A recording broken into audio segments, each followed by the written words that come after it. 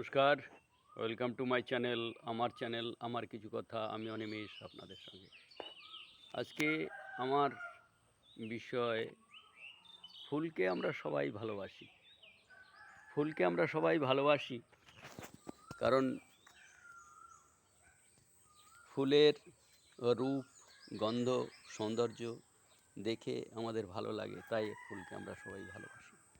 ফুলের যে গন্ধ, তাতে আমরা মোহিত হই। দেখুন এখানে এই যে ফুলটা, ছোট্ট একটা ফুল, কত সুন্দর দেখতে লাগছে।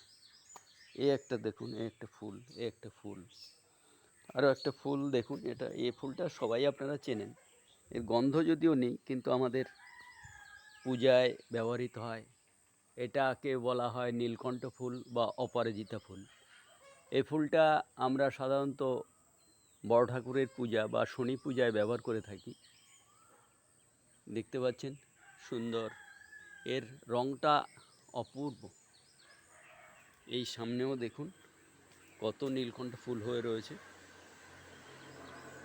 ফুলের যে সৌন্দর্য, তাতে আমরা মোহিত হই, তাই ফুলকে আমরা এত ভালোবাসি।